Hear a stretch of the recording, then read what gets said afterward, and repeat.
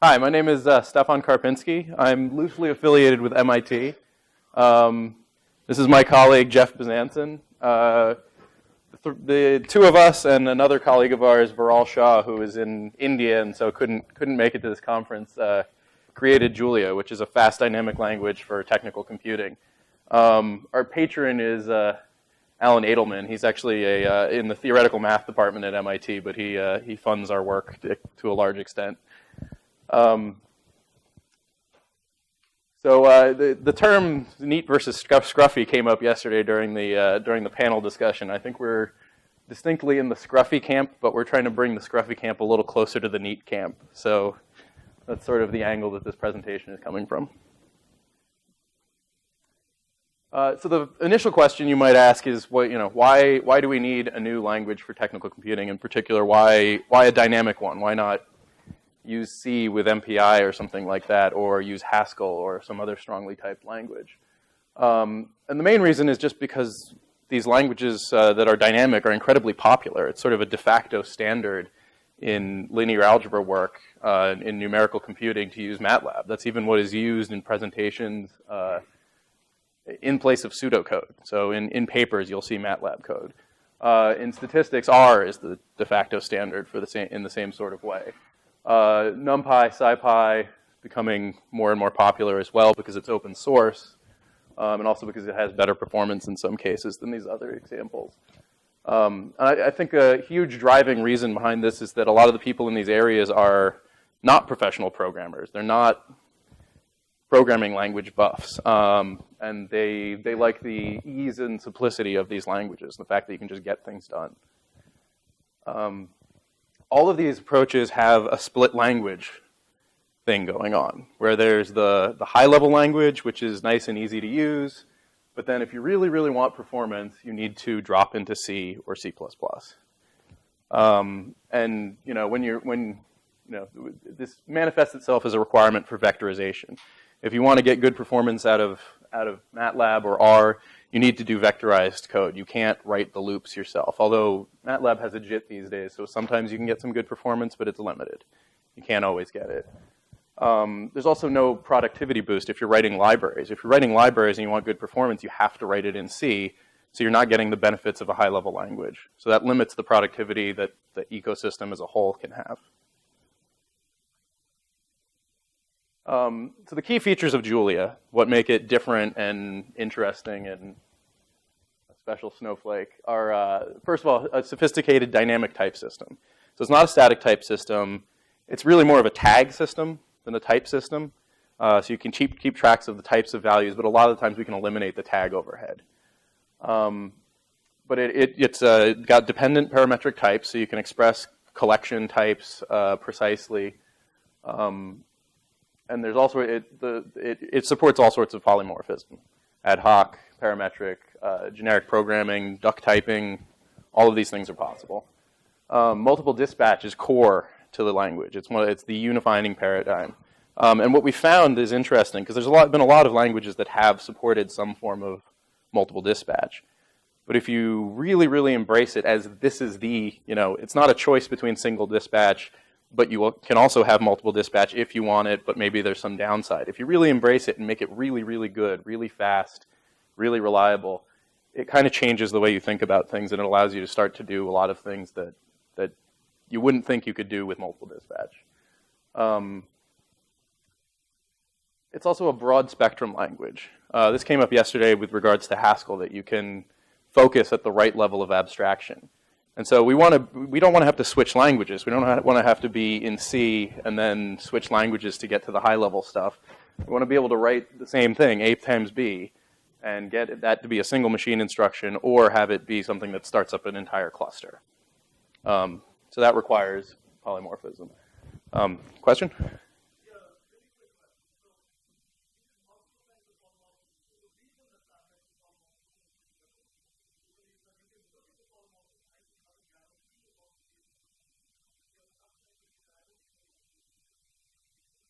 Everything is based entirely on the runtime types of values. There is no compile time semantics. So that keeps things nice and simple for people to understand. So the challenge I'm going to take questions after the talk because otherwise we'll run out of time. Okay. So this is just an example of some low-level code. You'll note that there are no types mentioned anywhere here, but this runs at C speed or close to it. It's it's about one point something times C. You could, for example, pass in a much more complicated structure. But if A is just an array, low and high are just integers, then this will just, do what you want it to do. One of the ways that we get performance is aggressive specialization, and Jeff will talk about that a lot later in the second half of the talk. Next slide. This is some medium level code. This is more like MATLAB. This is what you would write where, instead of, dealing with individual addresses in an array and individual indices and looping over them, you just, call higher level functions that generate a bunch of random data in a matrix for you, and then you can do things like concatenate them in block fashion, calculate a trace, calculate a, transpose product, and just do some statistics. As you can see, this is it looks very similar to MATLAB, so it should be familiar to people who come from a scientific computing background.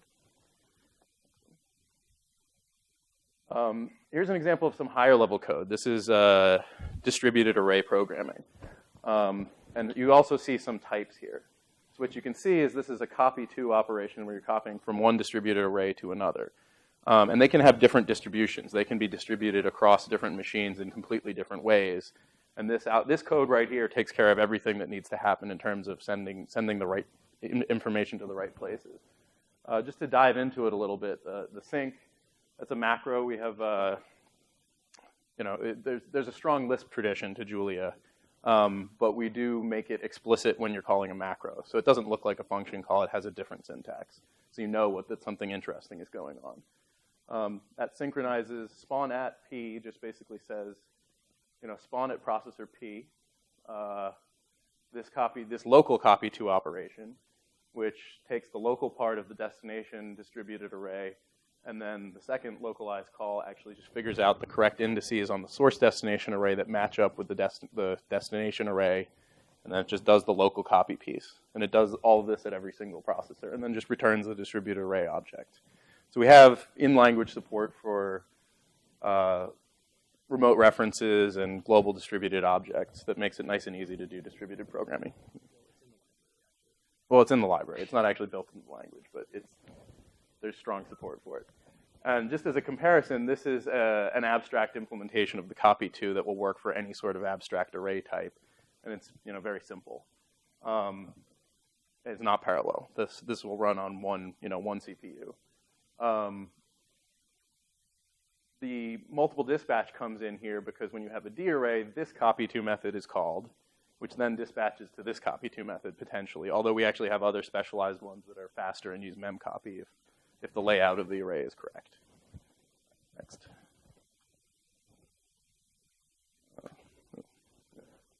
So calling C in Fortran, this is really, really important for scientific computing because you have to call the good libraries. It would be insane to re-implement LAPACK yourself. So it's much better if you have C compatibility in your memory layout and you can just call it. This, for example, is how you call get PID. That's it. That's all the code. There's nothing else to do. To show that, other things are relatively easy too. Integers are super simple, but for example, strings work. Here you have a command that's just a string. You can call system with it like that. All you have to do is basically encode with the explicit type system how system is expected to work. If you want to do something a little more complicated, you can just dynamically open a library. For example, this is libfdm, which is a good libm implementation, and call the Bessel J0 function, and then just define a method. And that's it. That's all it really takes. And this can be done in the REPL dynamically, so you can play around with it until you get it right, and then just throw it in a library. This is a more complicated example where we're using memset to fill an array with a particular byte value. And it shows a little more of the sophisticated type system. So I'm going to dive into a little bit what's going on here. In the curly braces after fill is basically T is a type parameter, but you can quantify it over all a union of int8 or uint8. So this basically says T is either an int8 or a uint8, and A is an array of that type. X can be any kind of integer. It'll automatically convert X to the expected type of integer, which is an int32. The array will be automatically turned into a pointer that C can understand, and then it just calls memset for you. End of story, you're done. This is so easy and seductive that we have people just sort of starting to wrap libraries for us because it's fun. So we get, zlib, someone started with MySQL yesterday or something like that, and it just, like, oh, okay, cool, awesome. Now we have bindings for that.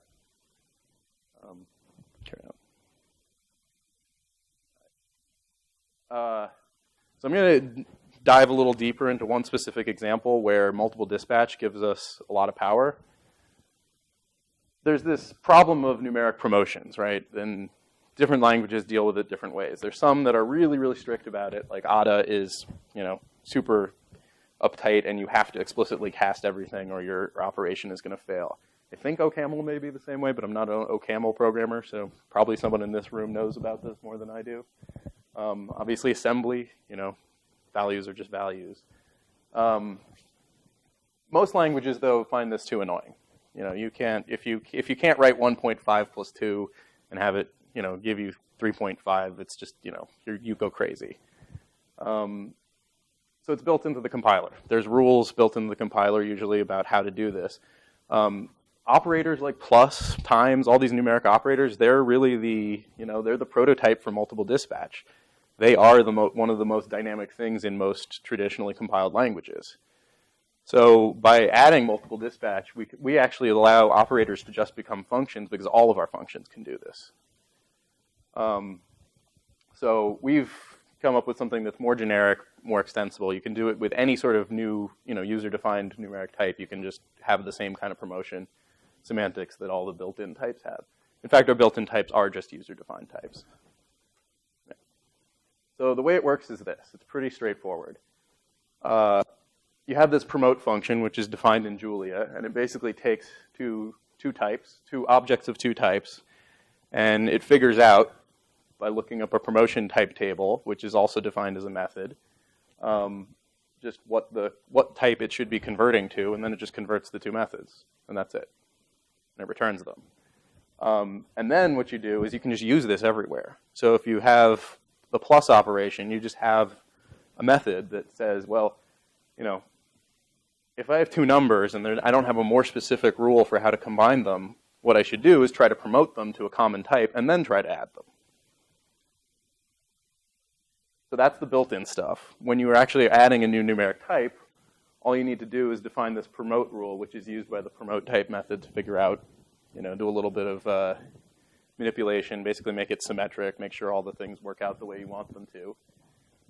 So you define, for example, here, if I have a float 64 and I have a complex 128, which is, two float 64s, real and imaginary parts, the way I should promote them is I should promote them to a complex 128. That's the target type for this particular combination.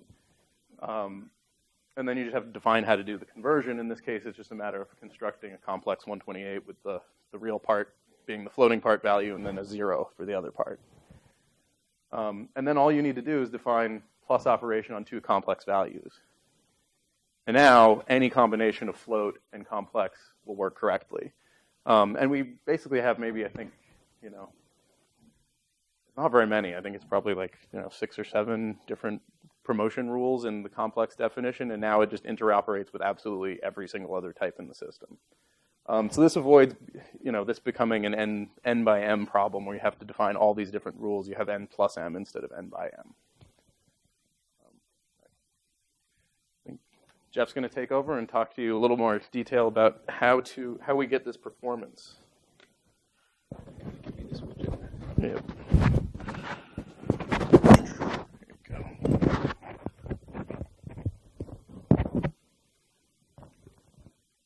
All right, can you hear me? Okay. Hi, everyone. I'm Jeff. It's great to be here. So I'm going to go into a little bit more detail about exactly what our types are and how the compiler works and things like that.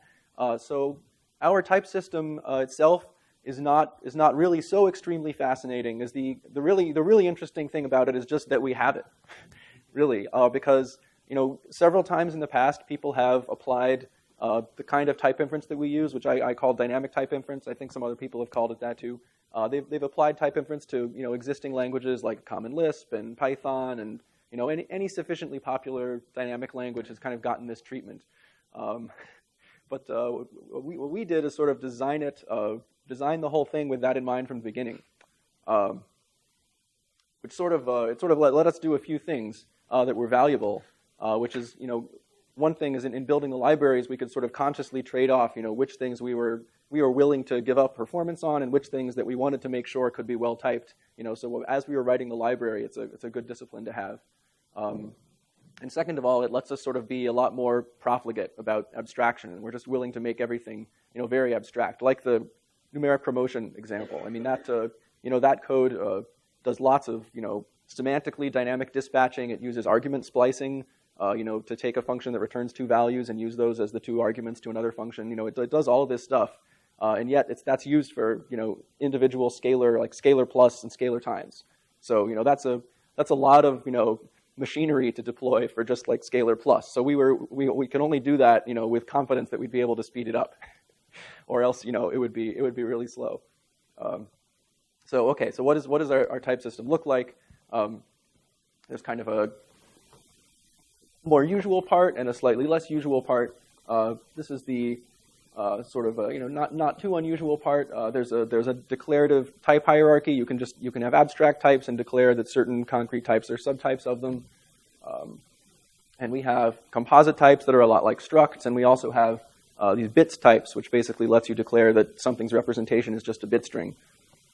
So you can define like int 8 and int 16 that way. We have tuple types, which are really useful to represent argument lists and multiple return values, of course.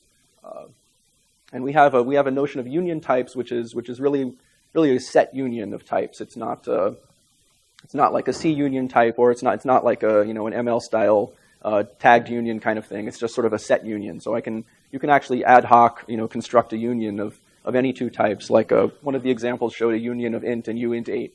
Of int 8 and uint 8. So you can just put any two types together in a union, and it means the type that includes both.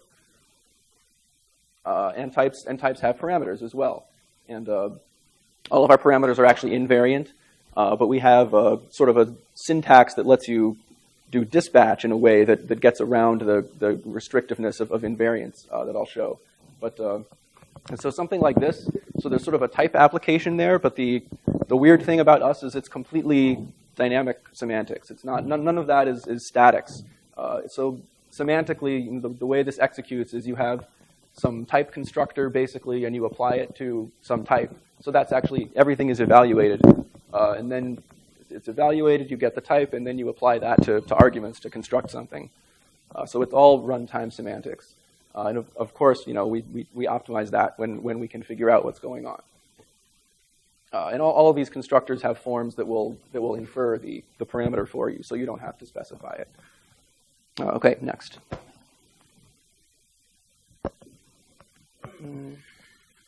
Okay, and then there's this sort of parametric methods feature, which is sort of more of a feature of the dispatch system than the type system per se, where you can have a static parameter on a method that has some constraints. And that parameter is sort of matched against candidate argument types. So you can say, I have a type variable t that has to be some kind of integer, and I can have an array of t in the argument list, and that will then match any array whose parameter is some kind of integer type. So that lets you get a sort of effective covariance in terms of dispatch without the actual types themselves being covariant.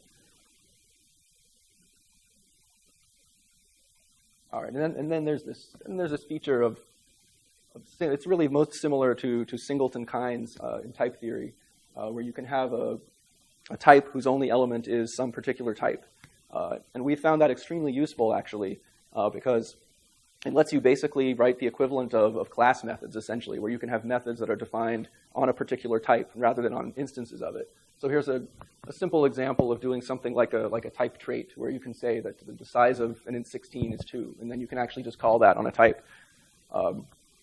So having all of all these things just in the language as values, is sort of we think it's sort of a very convenient way to program. You don't have to think about, what's evaluated at compile time, what's a static, parameter, what's a dynamic variable. You don't have to think about it. You can just have a variable whose value is a type and just pass it to a function. And and if the compiler can figure out what's going on, it'll be fast. If it can't, then it won't be as fast. But at least you had a good time. Here's an example of a slightly interesting type. So this is something that's useful for us to be able to express in our domain. This is basically the type of matrices you can pass to LAPACK, which is it's a union, and it's basically either a dense matrix or a certain contiguous subarray of a dense matrix, because you can pass stride values to LAPACK functions. So we have a subarray type basically that just wraps an array with a range of indexes and accesses it indirectly. So we can say this, and there's a constraint here that the subarray has to be of some kind of dense array. And so also what this shows is, so array is a parametric type. But what's happening here is you can just say array without any parameters, and we kind of automatically give you an abstract supertype of all concrete arrays if you don't write any parameters. So that's very convenient for stuff like this.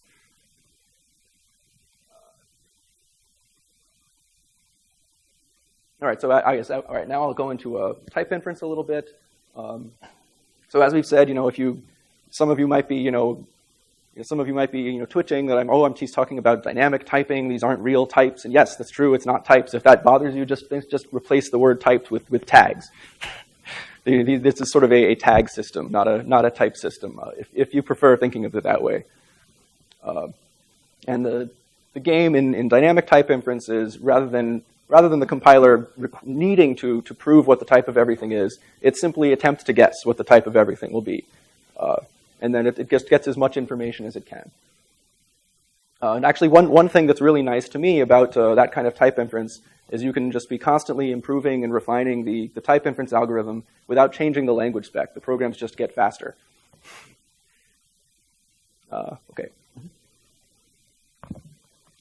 So how does it work? It's basically sort of a data flow based algorithm. It's a maximum fixed point data flow type inference, where you just follow the intermediate representation and handle all the forms. Everything is lowered to a simple IR that just has assignments and function calls and that very little else. And then for every call you apply a type transfer function for the function calls, and they're just the language has a very small number of built-in primitives.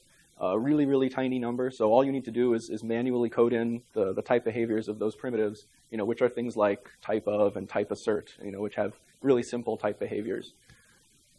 And then the algorithm gets you the types of everything else. And this is actually one of the advantages of doing the language this way is not only is it more convenient to write all the libraries in a higher level language, but it's better for the compiler too, because the compiler can analyze everything. If you have some higher level language with all the heavy lifting, all the libraries written in C, it's really pretty difficult to analyze that C code to figure out what its type behavior is with respect to the domain you care about, right? So having all the libraries available in the language gives the compiler all that information. So it's actually much better for everybody. And the big magic is this last line here. This is sort of the key one equation I would write for this if I had to write an equation. And so what this says, so this is basically the type behavior of one of our multi-methods, put very concisely. So basically what you do is to infer the type of some generic function on some argument type, which is a tuple type. We're just going to take the big join over a bunch of things. And each one inside is we're going to intersect or meet. We're going to meet the argument type that we've inferred for the arguments with the declared signature of the method, and then recursively run type inference on that, and do that for all of the matching signatures, and then union all those together essentially. And so that's sort of the engine that drives gathering all the type information from all the the multi-methods and inferred argument types. There are a few optimizations you can do on the process, of course. Like you don't have to go through every signature for every method, of course, because once you've looked at enough that you know that the signatures you've looked at so far must contain the inferred types, you can stop, and things like that. And so these, especially these meet and join operators, once you have a slightly complicated type system like ours, are actually really pretty difficult to implement. They're pretty significant. Especially in terms of figuring out what the parameters are and everything, we have to do a small amount of constraint solving to figure out what the parameters have to be to find a type that's contained in two other types. But we do that, and the nice thing about it is, again, because of the nature of dynamic type inferences, all of these things can be sort of conservatively over approximated. That if some method matches, but it's too hard to compute, the smallest possible type, I can just say, you can just widen everything, whenever you want. You can always just go to any. If you can throw up your hands. If a type gets too big, if you have a union with, too many things in it, you can just say, okay, any, and keep going, and you'll still be correct, but you won't get as sharp types. But at least you'll still be right. So that's another nice thing. Okay. All right, from there, once we have all this type information, there are a few really simple optimizations that turn out to be extremely helpful for us. So of course, okay, number one is where we get most of our type information to sort of feed this process is by essentially through a method cache that intercepts the first time a method is called on some new signature. And in general, we specialize methods for basically every combination of argument types you call it with. And that's the point where we can, where we can interrupt and run the inference the rest of the way and get all our type information. We don't, it probably occurs to you that, well, if you do it for every combination of argument types, you can get a combinatorial explosion, and yes, that's true. So we actually have, we do a little bit of trickery to try to contain that a little bit. We use some tricks like you can generalize type a little bit. For example, if you have a varargs method, you probably don't want to specialize it for every single, length of arguments you could pass to it. You don't want to specialize it for 10 arguments, 11 arguments, 12 arguments, right? So you can take a signature and try to sort of generalize it so that what you put in the method cache is, a little bit more general and can be reused more for future signatures. So we do a little bit of that to cut down on the amount of specialization. We do lots of, call site specializations, inlining, direct function calls of skipping, dynamic dispatch, and there are even more things like that we can do. So people love the argument splicing thing where you can, our syntax for it is ... or in Python it's star. People love doing that, splicing things out as argument lists. So that comes up a lot. So we need to optimize it. So we can do these simple rewrites of uses of this apply thing, where if you're applying a function to a immediately constructed tuple, you can lower that, and so on. And same thing for multiple return values. If you have in your hands the things that are constructing the return values, you don't need to construct the tuple, etc. So these those for us are really helpful optimizations, even though they're very simple. All right, and here's the resulting performance. So these benchmarks are not super amazing. They're generally really simple micro benchmarks, like just doing simple summing things in a loop and just very very simple micro benchmarks, because it's just making a very minor point about performance. The scale is actually a log scale. So some of these things like Octave, R, MATLAB are really in some cases 1,000 times slower than C on some of these things. Most of these, actually the first four are not idiomatic kinds of MATLAB or Octave code because it's doing scalar operations, and most people do vector operations, of course. But everyone can call BLAS and LAPACK. So if you were just doing matrix multiply, you'd only be benchmarking BLAS and not the language. So it's really just about the language. A question?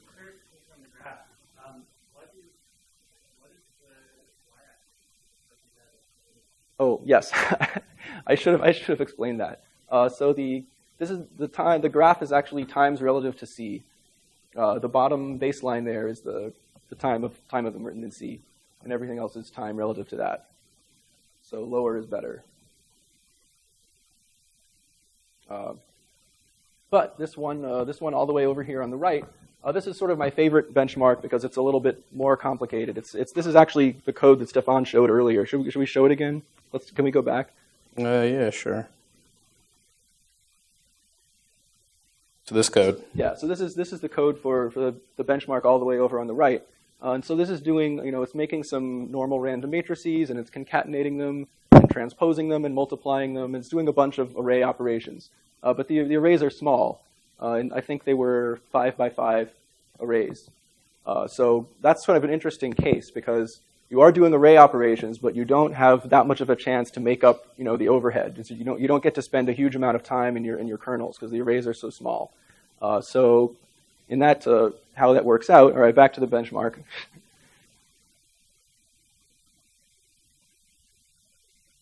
So how that works out is we're still about 3 or 4 times slower than C, but from that very, very high level code. So we feel pretty good about that. Yeah, the C code is about, 150 lines of crazy calls to LAPACK and lots of mallocing and freeing. So yeah, and we're significantly faster than these other environments because we're able to comprehensively eliminate that overhead by specializing all the call sites and everything. Should be noted on here that V8 is impressively fast on everything. The main problem is it has not such great interoperability with things like LAPACK. V8 JavaScript is very impressive. They beat us on a couple of these actually. These numbers are not the newest thing. Where there's an arms race, and these numbers are a little bit unfair to some of these systems and a little bit unfair to us, and because they're a little bit old, but it's only a couple months old, so it's still pretty much the same story. We have up-to-date numbers on the website for the numbers on the website. We update regularly. Okay. All right. So not everything is roses. A few disadvantages with our approach. Anytime you have multiple dispatch, you can have ambiguities because some methods aren't, some signatures aren't well ordered. In that case, we just print a warning. And it's nice that we can compute the intersection of all our types because we can actually print a really useful warning that tells you which definition is missing. So, that can be a little bit annoying, but, at least we can tell you exactly what's wrong. I think our memory usage is a little bit high. Actually, no one has complained about it. It doesn't seem to be a problem in practice yet, but I think it's a bit high due to, we regenerate code for things a lot. We keep around all our compiler data structures, that sort of thing. So we use a little bit more memory than you might like. You can't realistically run it in less than 200 megabytes, which is, not a lot by today's standards, but it is, maybe more than you'd want to spend on, just having your language runtime potentially.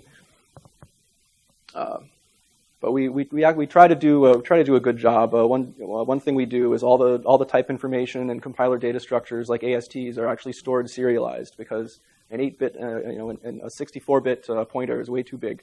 So we actually keep everything in sort of a serialized byte format in memory, and we expand it when we need it and then put it back.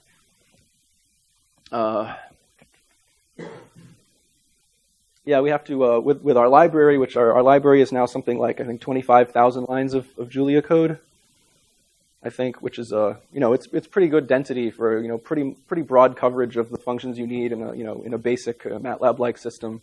But for those 25,000 lines of code, it takes you need to do a bit of a bootstrapping process to, give the compiler some time to digest, all the type information it can get out of it. And it takes about 15 seconds, which is, it's too long to do every time you start the thing, but it's not too bad to do offline.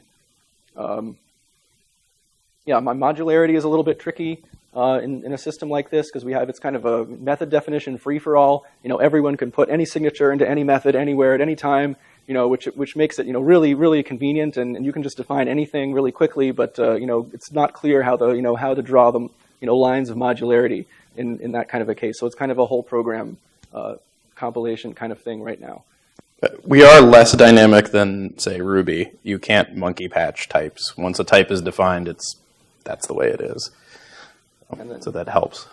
Yeah.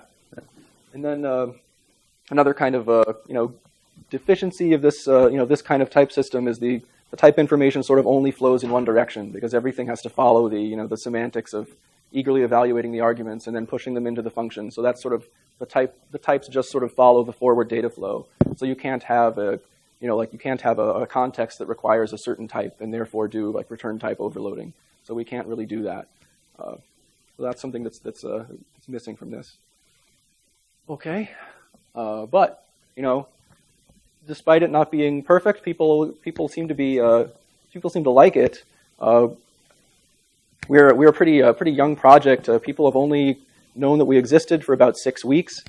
We did a blog post about 6 weeks ago, sort of announcing this thing, and it seems to have really struck a chord with a lot of people because we've got people are kind of flowing in at a steady pace, and these are some of the things we've seen people saying. I especially like that second quote. Where has Julia been this past 2 years? I had searched for it high and low, day and night, to the point of nearly driving myself insane. And it's just how we felt. Is, why can't I just get good performance from this this code the way I like writing it? So some people are interested in this. So the quick stats of where we are now, and all of this is in the past 6 weeks. 6 weeks ago, it was like just 3 people and 0 anything else. And since then, we've 100,000 visitors. About 3,000 people have downloaded the binaries or source. Over 1,000 followers on GitHub. And now we're up to about 40 contributors, but that includes everybody. There's some drive-by bug fixes and that kind of thing. But there are 40 people who've touched the code base now, and in fact, at least 4 of them are named Stefan.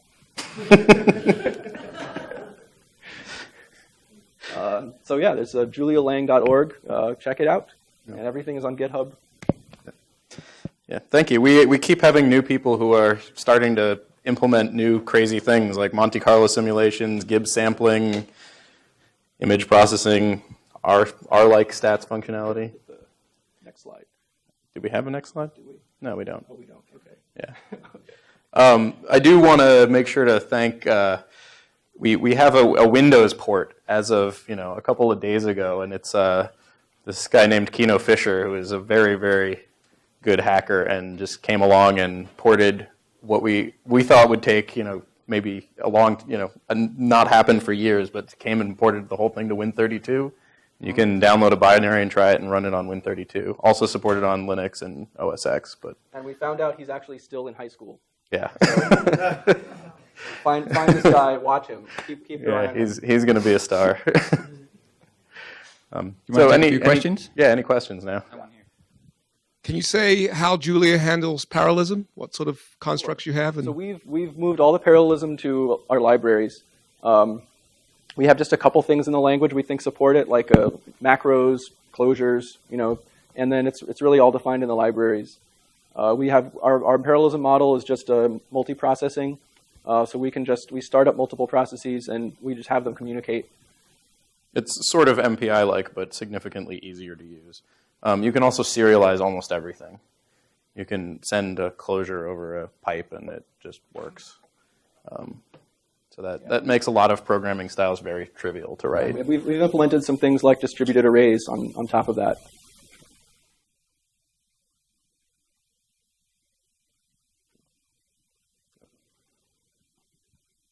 I'm probably showing my age, but have you ever looked at Dylan? Seems to have a lot of features like those. I think actually Dylan is probably the closest predecessor to what we've done, really. Yeah.